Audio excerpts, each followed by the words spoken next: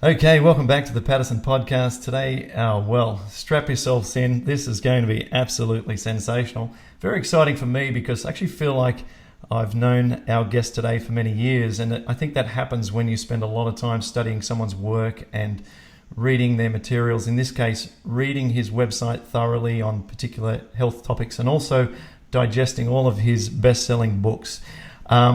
His work was probably the most instrumental for me personally in overcoming what we all know is a crippling disease with rheumatoid arthritis. And although it's our first time meeting face to face, Dr. John McDougall, I feel like I've known you for a long time. Thank you for all that you do. Well, I really never get tired of hearing that people appreciate what Mary and I have done. People come up to me at lectures and they say, I'm sure you're tired of hearing this. And I say, no, I'm not. There's nothing better in life than to be able to help other people. And so, we had a great fortune about 40 years ago of learning the truth about food and health, and to share it with other people is a great opportunity. And that's why I appreciate the time with you and your listeners. I might stay. Go ahead. So I think that your word there was actually a very, very key word. I thought about in advance what I would call this podcast episode, and I thought the word truth would definitely be in the title, probably the truth, because that is what you're all about. And when I think of you, I think of the truth. And so I know that you've told this story many times, but for those few people who may not have come across your work, who definitely should certainly associate themselves closely with you and what you teach as soon as possible. Can you just share how it came about that you went from pushing the pills to more emphasizing the plant-based nutrition? It's a story I love to tell, and it's much more complete than I'll be able to get into today. But I was a frustrated medical student because I didn't see my place in the business. I didn't see people getting well. I figured I just wasn't learning.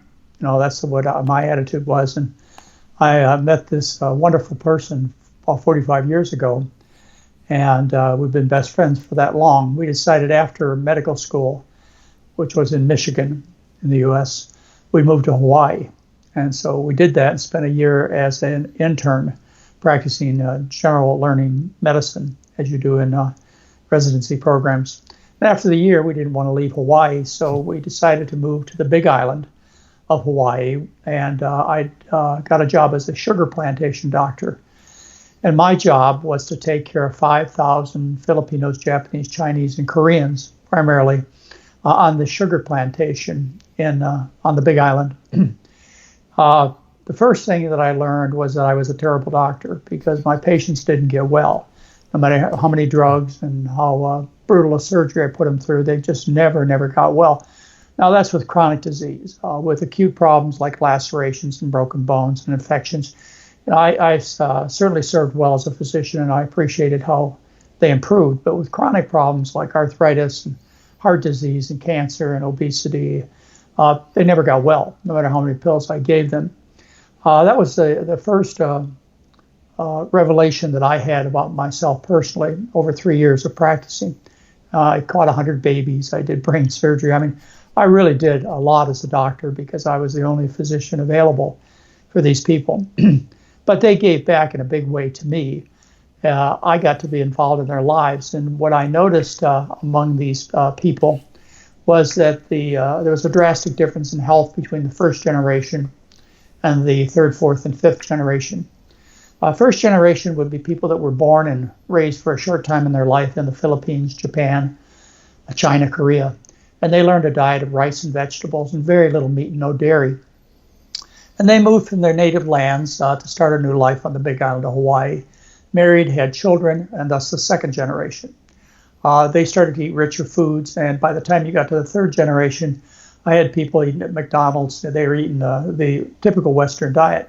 And so right before my eyes, I had these generations of people who changed drastically in their appearance and health. There was no change in their genetics in 4 generations. There was no change in the kind of work they did. The only thing that changed was their food from a starch-based diet. In other words, rice, 90% of their diet was rice, to an animal food and oil-based diet. And they got fat and sick. In fact, they're these days fatter and sicker than most Americans. And I hear Australia is keeping up. and New Zealand. So I can't say that we're fatter than you guys.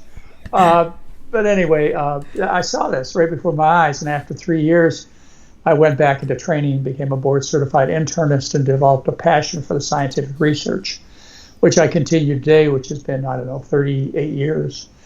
After leaving residency as a board-certified internist, I started practicing medicine toward nutrition, and back in 1986, I stopped all traditional medicine, and I started taking care of people by curing their dietary diseases. People are suffering from food poisoning, plain and simple, just like you'd suffer from lead poisoning or arsenic poisoning or salmonella poisoning.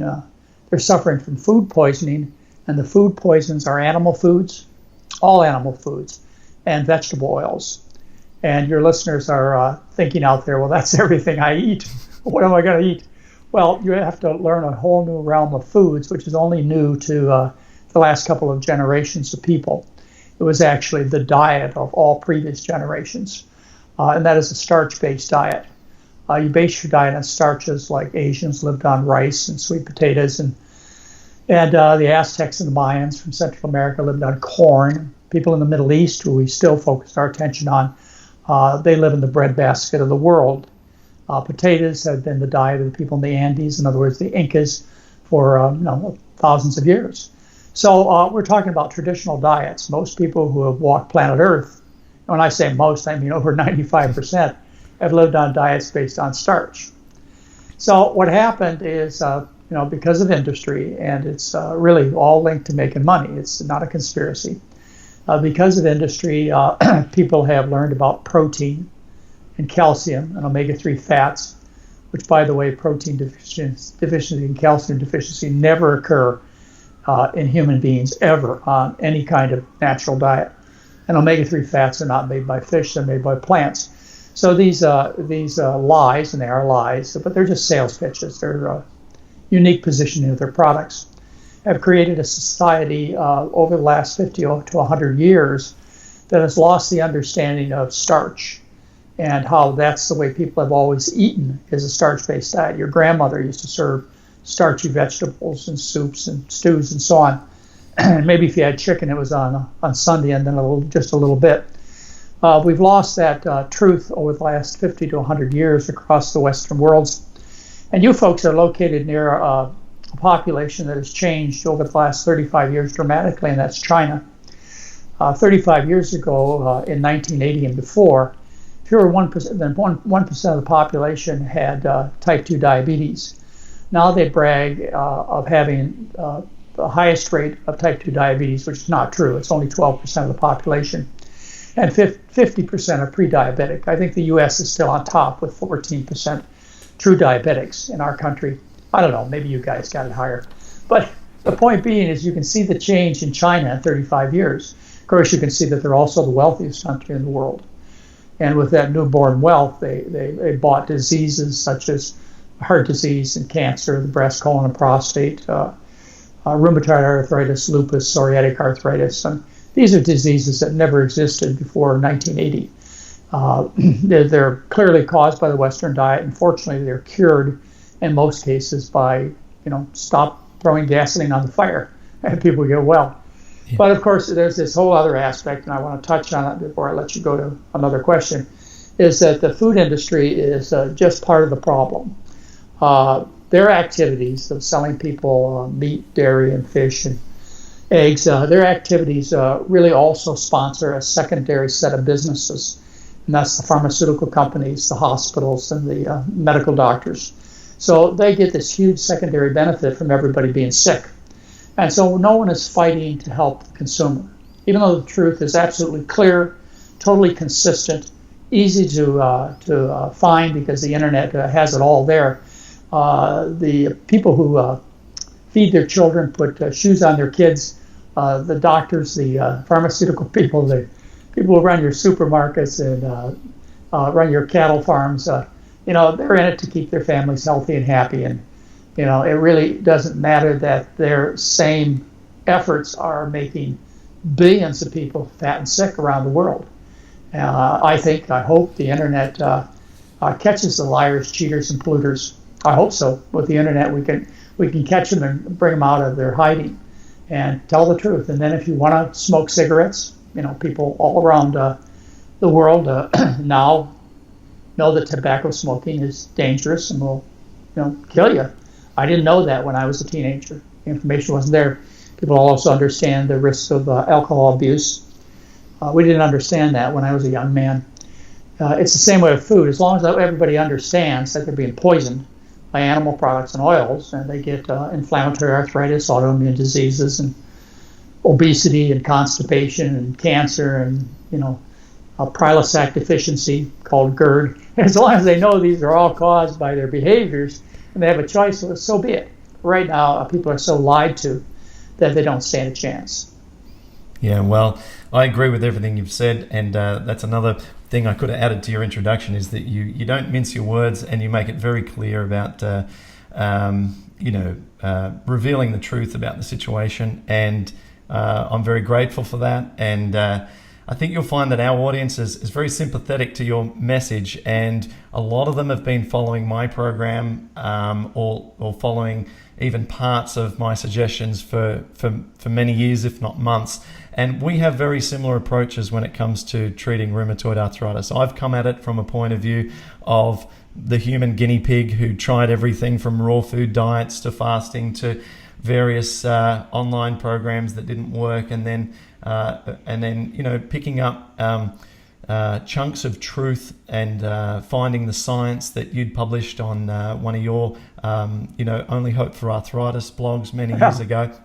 And I think that they're very open to being able to embrace whatever changes are necessary to get themselves well. So as we transition into talking about rheumatoid arthritis and inflammatory arthritis, we appreciate that these people are in so much pain, and it's just one of the worst diseases. But I know that both you and I have also shared the experience that people improve very quickly when they make changes for the better. And I'd like to hear your comments on observing people who make the changes you recommend.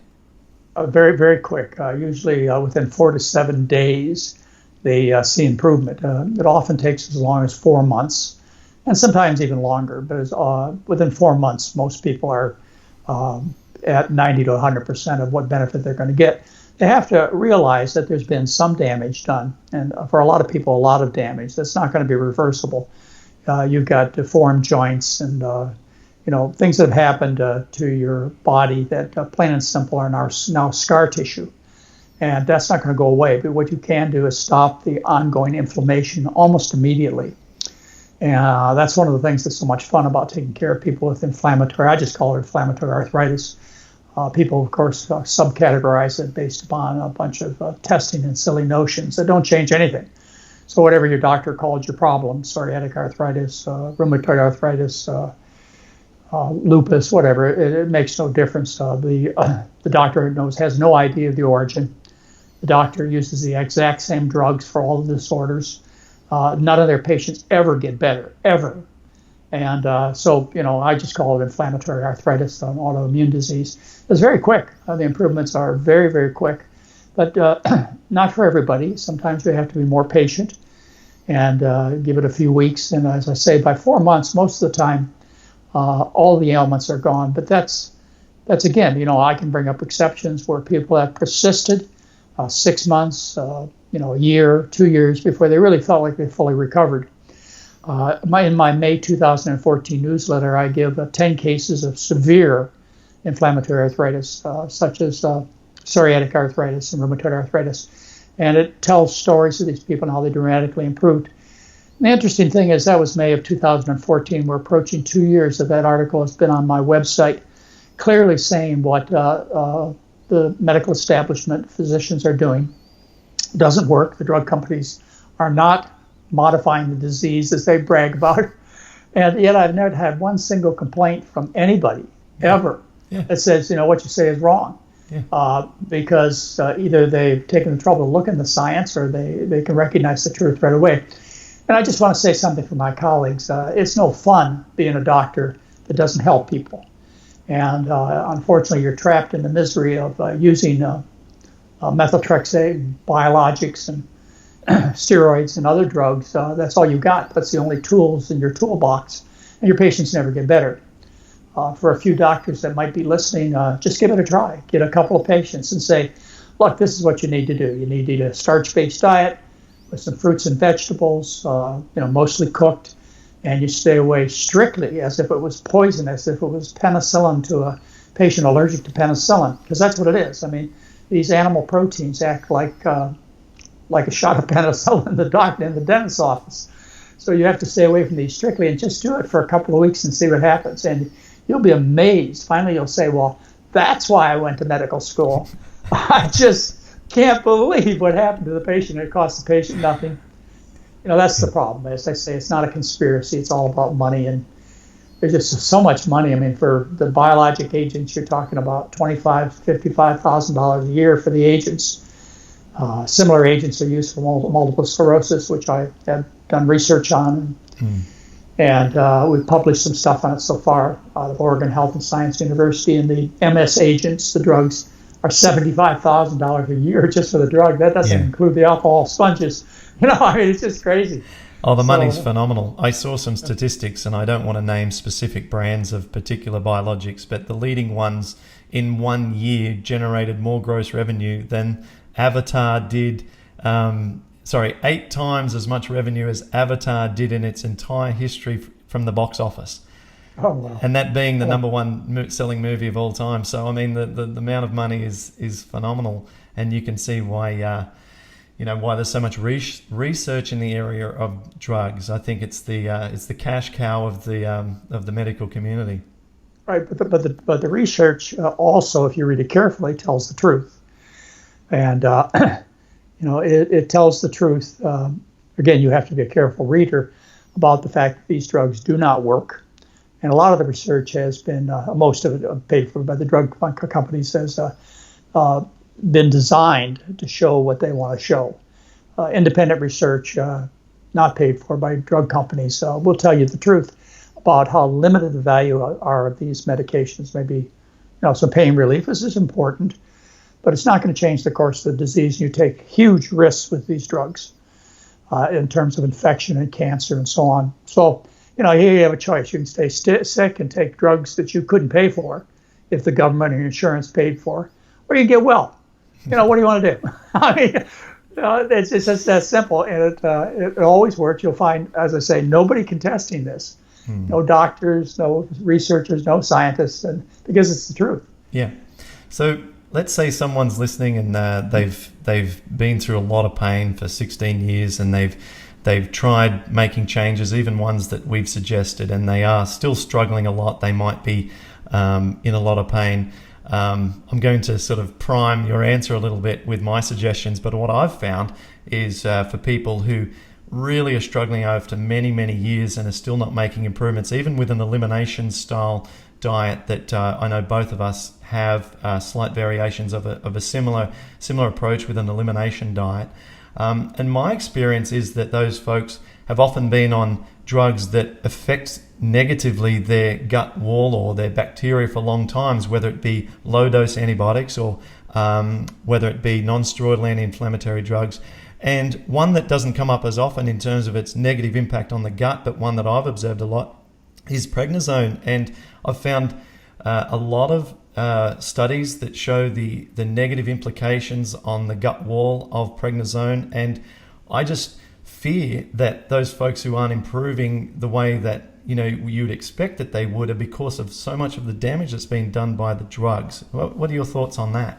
Well, all that is true, but the body heals so efficiently and so quickly, and I would expect most damage, as we talked about in the previous timeline, is taken care of within a month, and certainly 4 months would be reasonable. What I would say to people, I thought you were going another place, what I would say to people who are having trouble, they should eat like Matt Damon ate for a year in the movie The Martian. Just eat potatoes and water. Good grief. That's how simple. I use an elimination diet of rice and sweet potatoes and cooked green yellow vegetables and non-citrus fruits. But hey, if you can't figure this out, you think it's expensive, just eat what Matt Damon in the movie Martian ate. for a year, you'll be in great shape. Well, as you know, and it's very true, because whenever people, are really sort of hitting a wall, and what I used to do many times, I used to have to what I call reset, and I would just go back to that baseline or elimination diet, and I would only have to eat it for a couple of days, and that would lower the inflammation.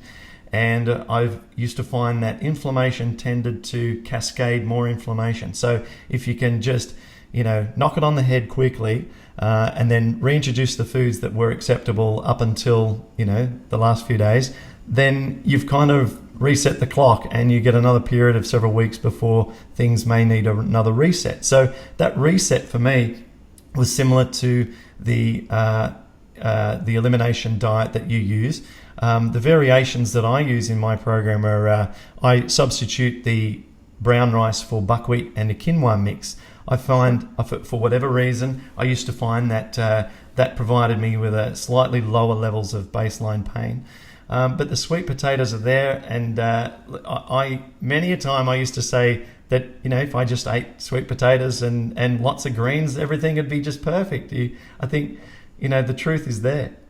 Yeah, sweet potatoes and water actually would be just fine. Right. They're such a complete food. The other thing that you didn't mention that I have to bring out, and I know you see it all the time, is often people are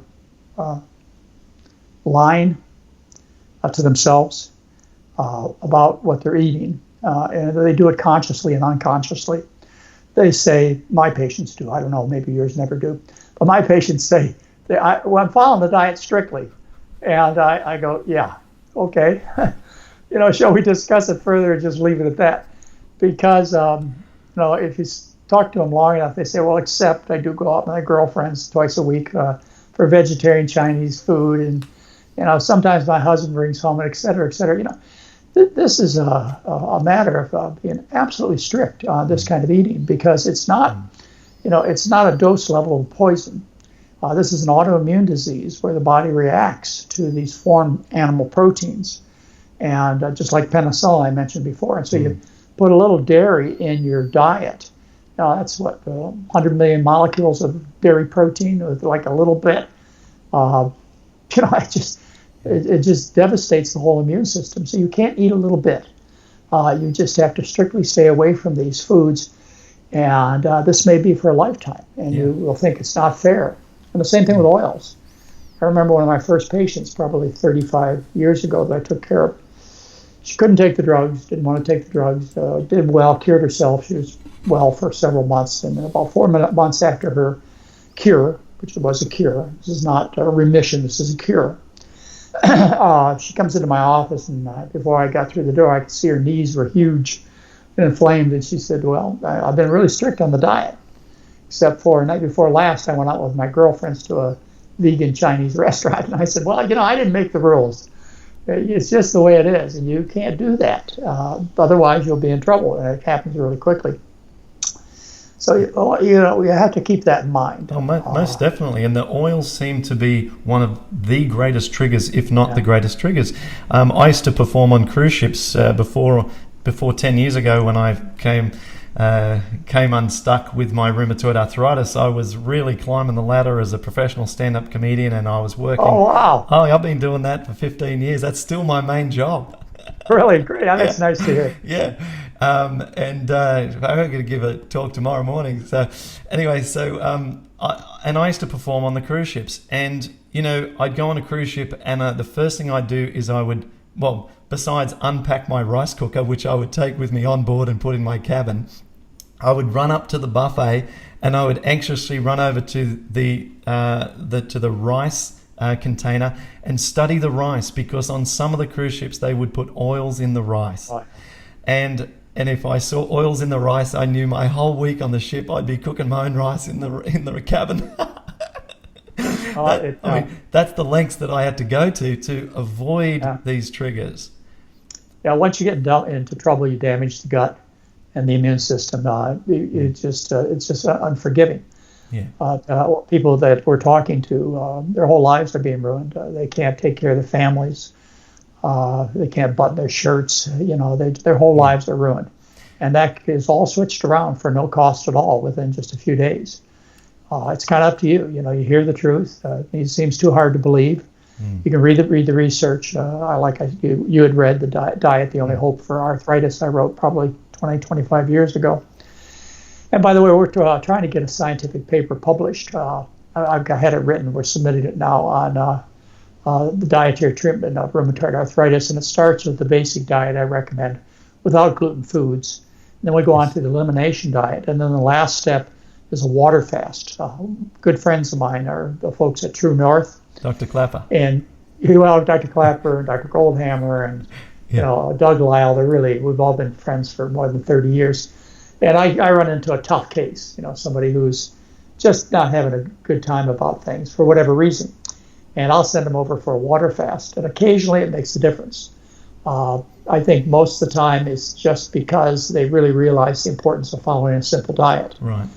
I tell people that they should think of their foods as beans and rice and kale. I mean, that's what you eat all day long, every day. Or sweet potatoes and broccoli. That's your food. That's what you eat. The simpler you eat, the better you do. Now, with grains and legumes, you have to add a source of A and C. So you need to add maybe a little orange or a little broccoli. With the underground storage organs, potatoes, sweet potatoes, etc., they're complete. They're loaded with vitamin C and A, and so you have to add nothing. You can just eat water and potatoes, or water and sweet potatoes, as Matt Damon did in The Martian. That should have done more for our cause than anything else. That guy living for a year on Mars on potatoes. When we were watching it, my wife Melissa and I, we just started laughing so much because we're like, because I think in one of your presentations one time you talked about an American potato farmer who actually lived off potatoes for a whole year, right? Right. He's a Washington State Potato Commission fellow, and he lived on potatoes for, maybe it was a year, but an awful long time. He lost 30 pounds, dropped his cholesterol. He actually spoke at one of our advanced study weekends, which, by the way, are broadcast all over the world. And likely that talk is on my website free under education videos.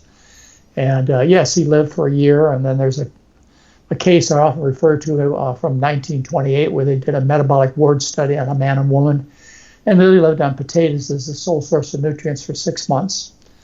They had to add some oil because potatoes are so low in calories. And then there's a guy called Mikhail Hinhede. He was a professor in Denmark during World War I.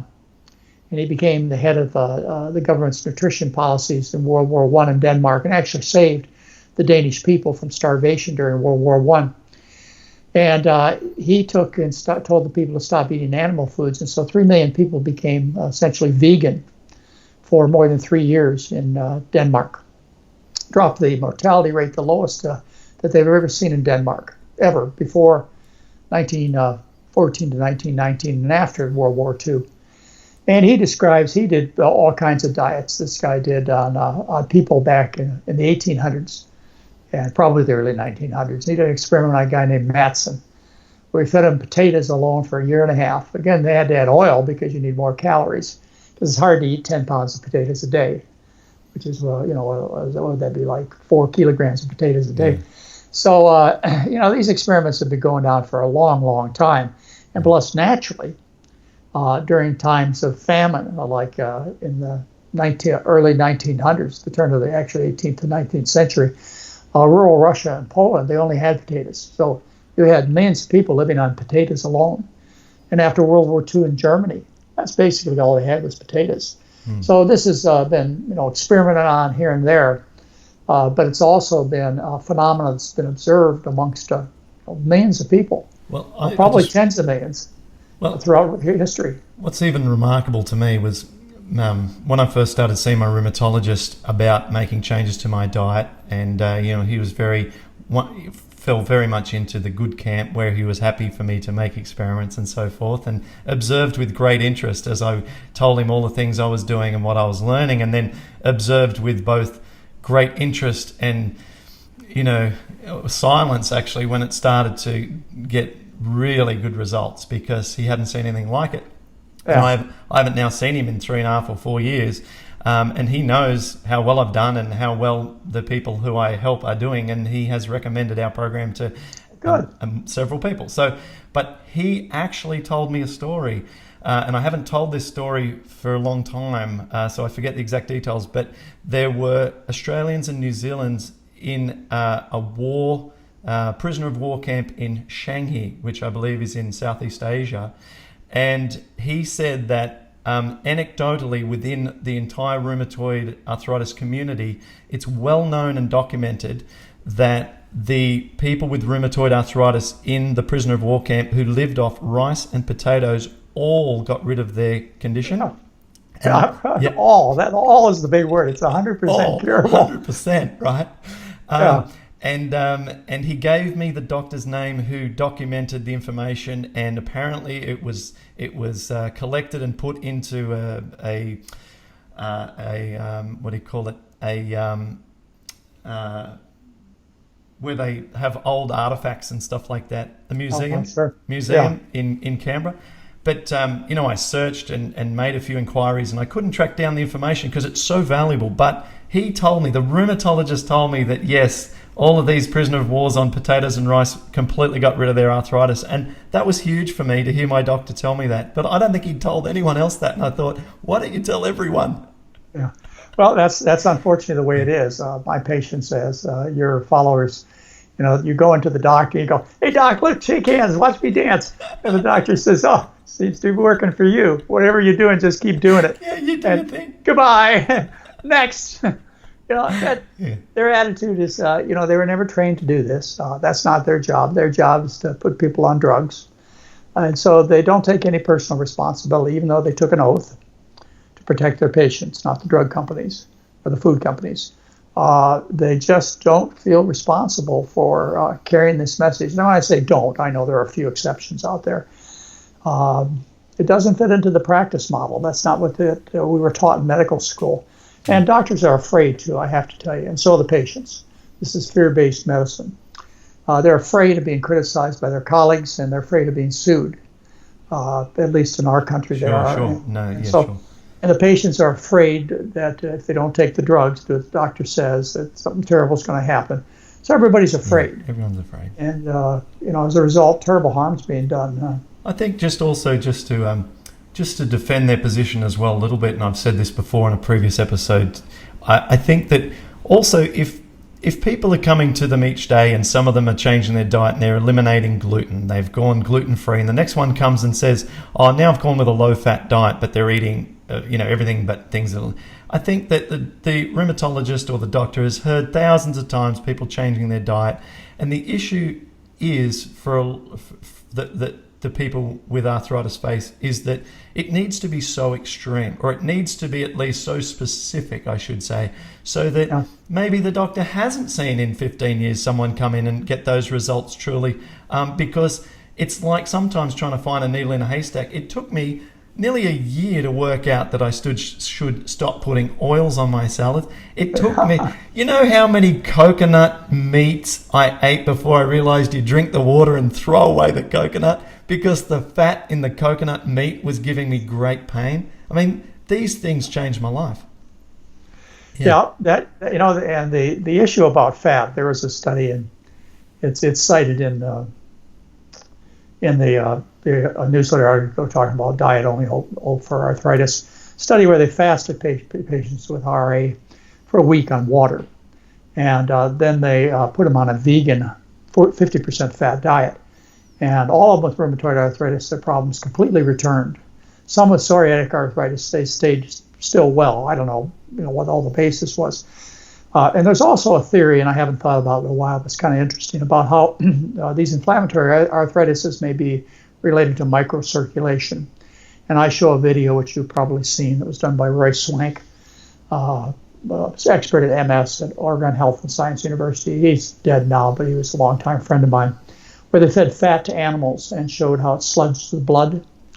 And this may be part of what's happening in the joints, is the oils caused the circulation to be severely compromised. You can see a video of this if you want. It's in my December 2015 newsletter. It has effect on the circulation. We've done the same experiments on people not the dramatic video footage. They've been still pictures. And so the same thing happens in the circulation of people when you feed fat, vegetable or animal fat. It compromises the circulation. It makes the blood cells stick together, drops the oxygen content of the blood by about 20%.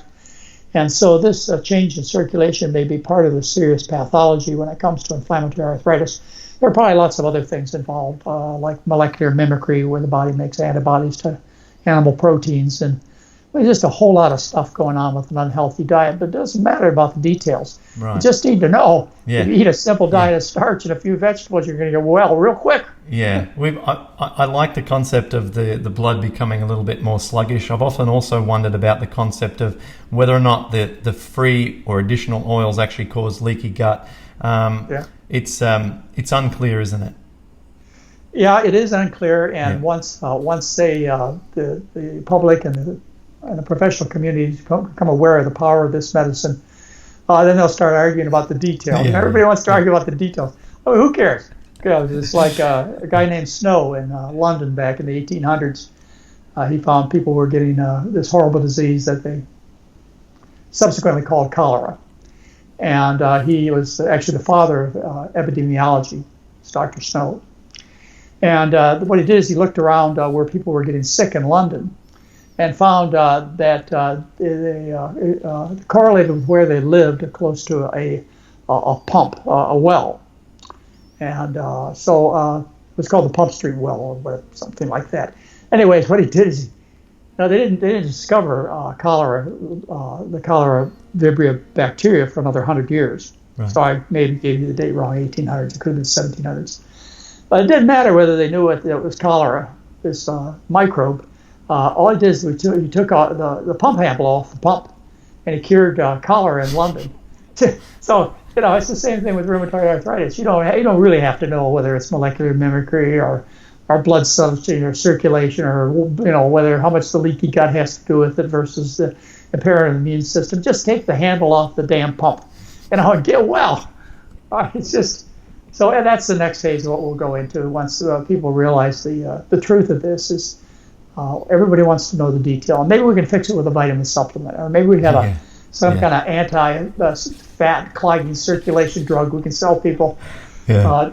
Don't go there. Just get well. It's just so simple. That's funny you should say that, because look at the next thing Can you see the next thing?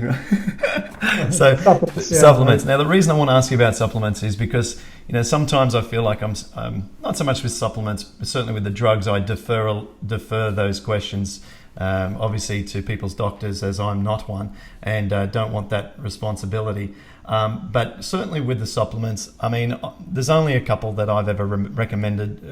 Dr. Greger published a review of one of the papers that was only in the last few years about how they took a group of people with rheumatoid arthritis and separated them and put one group on high-dose potassium supplements. And there's a theory that after they did substantially better, the group on the potassium supplements, that the natural cortisol levels in the body are a little low with people with RA, and that the potassium helps is linked to the cortisol levels.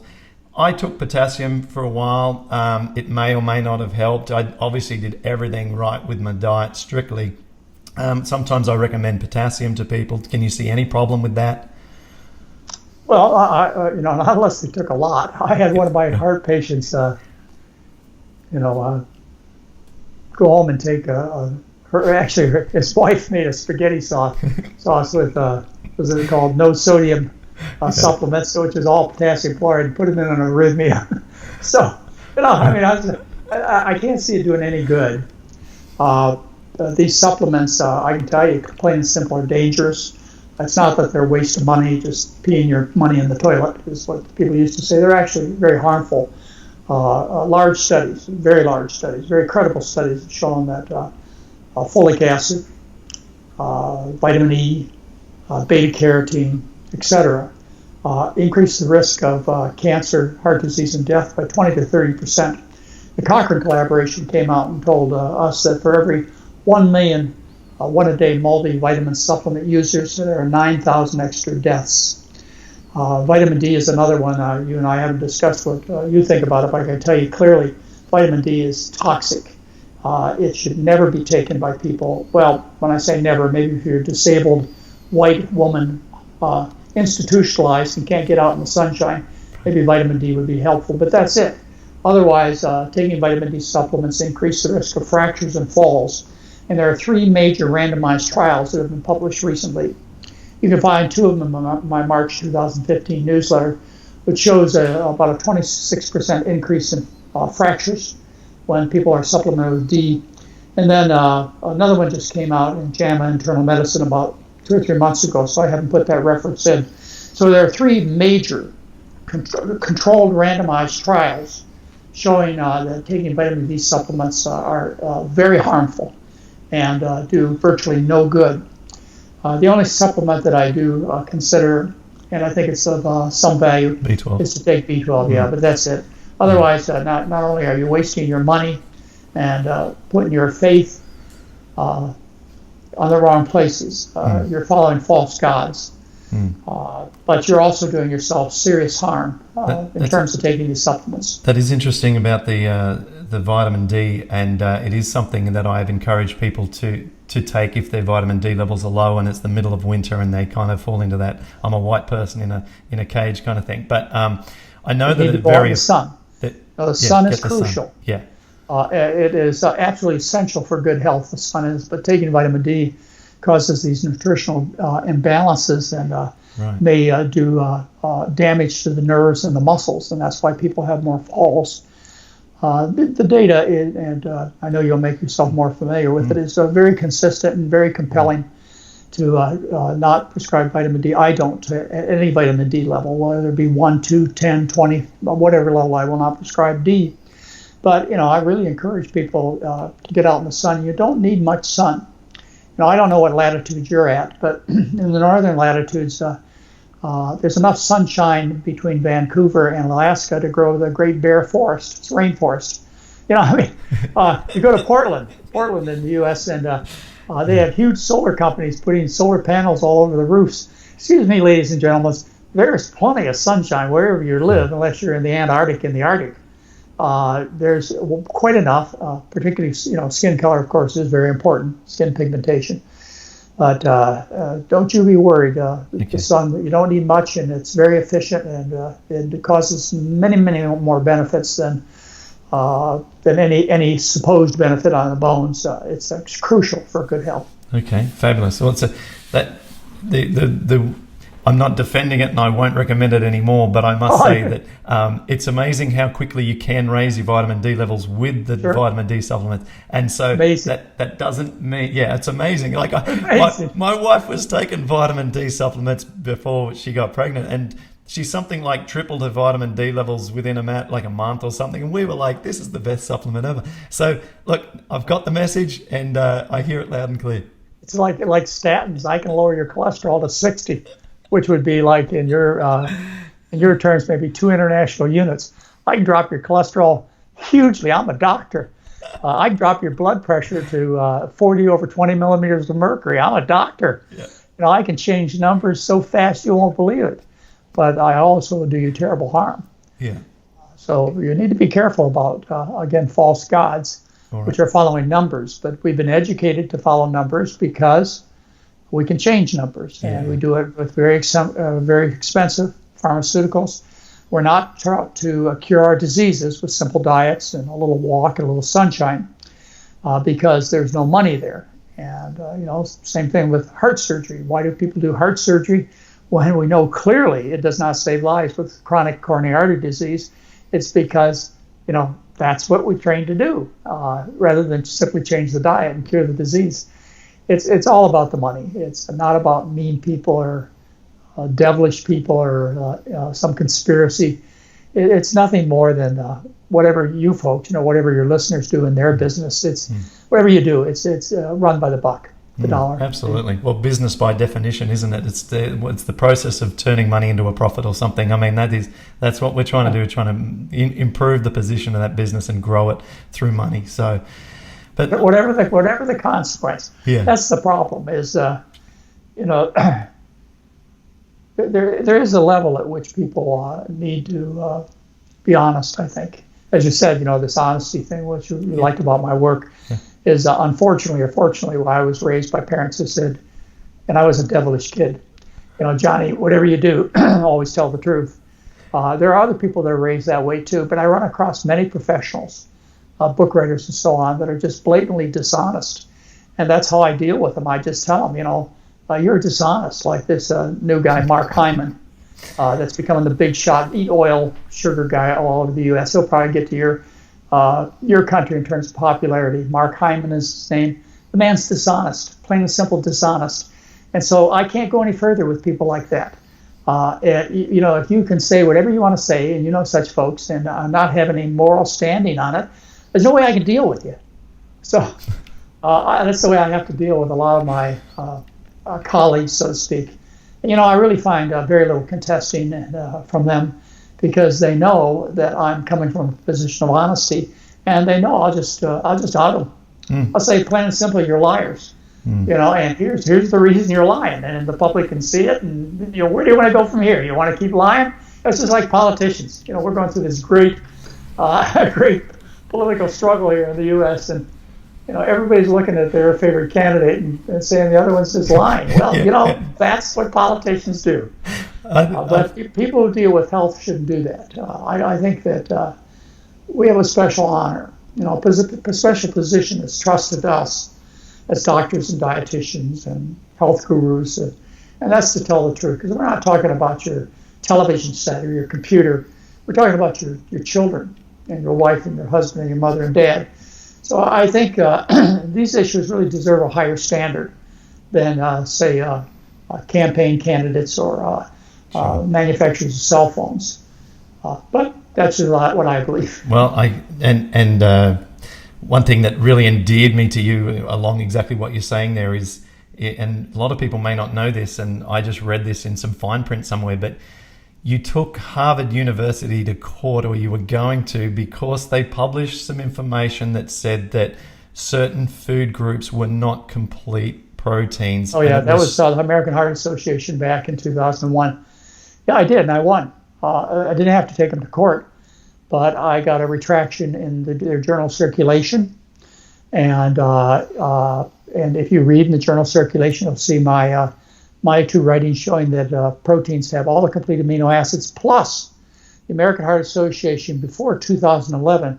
If you look on their dietary guidelines, you'll see that under vegetarian diets, they say that vegetable foods are all complete proteins, and you don't have to combine. So the struggle I went through in 2001 paid off before 2011 in new dietary recommendations. What we're going through now is we have the U.S. Dietary Guidelines for America, which is the most corrupt document you can imagine. It just came out January 7th, and today I finished a newsletter on the guidelines. This level of dishonesty is amongst the greatest that has ever occurred from any official organization in our country that I've seen. Their publication is supported by the Heart Association and the American College of Cardiology and one of the big dietetic groups. But the American Cancer Society stood up and said what the Dietary Guidelines of America did was to harm people in terms of cancer and cause great suffering. So, I enjoy standing up to the people. The publication that I sent out today, actually I've gotten several emails that have said to me, aren't you worried about the attorneys from the dairy and meat industry? And no, I'm not. I mean, please give me a stage. Please give me a platform to talk to you and the rest of the public from. They won't do it. They never have. Yeah. So I never hesitated to take on the big groups. Yes. I got a law in California requiring medical schools and physicians to teach nutrition to medical students. It's passed. September 11th it was passed. September 2011. And even though they have overall beat me by some very dishonest means, there's a law in the state of California that requires medical schools and hospitals and other institutions to teach doctors what human beings are supposed to eat. And someday, even though I sort of lost and I continue to lose and lose and lose, someday someone will take the efforts. Well, yeah. I.F. Stone said this. I was trying to give you the quote I'm giving. he said, you lose and lose and lose so that someday somebody can win. Yeah, well, there you go. Yeah, you know. Yeah. Well, I tell you who's winning is everyone who follows your work. I mean, we even see. Look what I got here. Oh, do they sell that in your country? No, they don't. This has come all the way from Florida. For good. Listeners, I'm holding up a McDougall vegan black bean soup. So what we do is it's tricky to travel when you've got dietary restrictions, as I'm sure a lot of people. And so sometimes we just bring one of your soups on a plane because it's a quick way to get some hot water on a plane. We're in 6,000 stores across the U.S. and it's brilliant, and probably some other countries, and so it's been a big success. The food company. Yeah. Again, I can tell you about my war stories and my losses when it comes to that company too. But I mean, that is a message that hundreds of thousands of people get every week is when they buy Dr. McDougall's Right Foods. Yeah. Well, we're about to wrap this up. Your time's very precious, and I know you're extremely busy at the moment. I think it would be just the last question I have before we wrap up. Do you think that the situation will change? You published a journal paper, I think it was 2006, around there, about how you took a group of people with RA through your McDougall program and their C-reactive protein and disease symptoms all reduced in a period of 3 or 4 weeks. Did that get much attention from the medical Okay. No, there are 28 papers which you can find referenced in Diet, the Only Hope for Arthritis, that show that this kind of diet virtually cures or dramatically improves between 40 and 100% of people. And these are published in major journals. I don't really think things are going to change until there's a public uprising, a revolution. Right. That has to take place from the bottom up. And as I say, with the internet, with these handheld devices, I give lectures these days, and I'm sitting there watching the audience fact check me all the way through. So I say the liars, cheaters, and polluters, they can't hide anymore because we have this kind of free communication. Maybe they'll take that away from us too. They talk radio in our country away from people. Business did. I never thought that was happening. I used to be a big talk radio host all over the country, but they took that away, and that was about 15 years ago. So the big businesses may take the internet away from us too. I don't know, but we got the internet now, and people like yourself and other people around the world who know the truth are sharing it with others, and anybody who listens clearly sees it's the truth. You don't have to believe. Yeah. I mean, the evidence is just absolutely right there in your face within 3 or 4 days that this is absolutely true. It's not like it's as easy as taking a pill, but I think it's as easy as taking a pill. It's certainly easier than ordering a seatbelt extender when you get on an airplane, or having your chest cracked open by a heart surgeon. It ain't that hard. They were just talking about beans and rice and potatoes. They can't be that hard. Right, that's right. Well, completely agree, and we've nearly hit the hour mark, and I didn't want to take up that much of your time. It's good to talk to you, and I appreciate the chance to talk to your listeners and followers. Obviously, they have a good reason for following you. Not only are you personable, a great host, but you have the truth on your side, and anybody who listens to you will get well. And if any doctor, you say you're not a doctor, you're enthused and well informed. But anybody who gets challenged, I'm right here. I'm very easy to reach. And as I say, just give me the platform. Right. We've got I'd rather be challenged. We've got Dr. Clapper. I'm giving a talk with Dr. Clapper here in Sydney on the 12th of April, and we're going to have a great time. We've already nearly sold out. We've sold half the event so far, and it's still a month away. So it's selling really well, and he's excited. We're at a university here, so I know that you do your adventures around the world. If ever you wanted to do an adventure in Australia, then I'm sure you'd sell that out real quick, even with Aussies that just come on the adventure and stay in their own city to be with you. So I've been to your country 3 times, and it's one of the dreams that my father had, was to go to Australia, and I had a chance to take him there maybe 20 years ago. So I have very, very, very fond memories of Australia. I spent a week on the Great Barrier Reef and the Coral Sea, which, by the way, is a whole other disaster we could talk about. You know, it just goes every place, the importance of food, environment, every place. So, you know, let's keep after them. We're going to beat them. We're going to beat them. And you ask whether I'm optimistic or not. Every day I get up and I say to Mary, I say, you know, how are we going to beat them today, Mary? We have 330 million people to change. I never lost my optimism and never get discouraged. We're going to beat them. Awesome. Well, thank you very much, Dr. McDougall. It's been an absolute pleasure, and I will direct everyone to your website with a link in the show notes. I'll also encourage everyone right now to join Dr. McDougall's newsletter. He has absolutely sensational, no fluff, all facts and all up-to-date information on the latest thing that's happening in the world of nutrition and plant-based nutrition. And so jump on his website, subscribe to the newsletter, and go and read those links that we mentioned. As I said, I'll put them in the show notes of this episode. And you can learn a tremendous amount about all of the science that's been done in the area of rheumatoid arthritis and diet, and also how to follow his elimination and McDougall program for rheumatoid arthritis and inflammatory arthritis. So there's a ton of information there, and stay in contact with Dr. McDougall, because no one tells the truth better and more eloquently. So thank you very much, Dr. McDougall. My pleasure. Thank you. Bye-bye.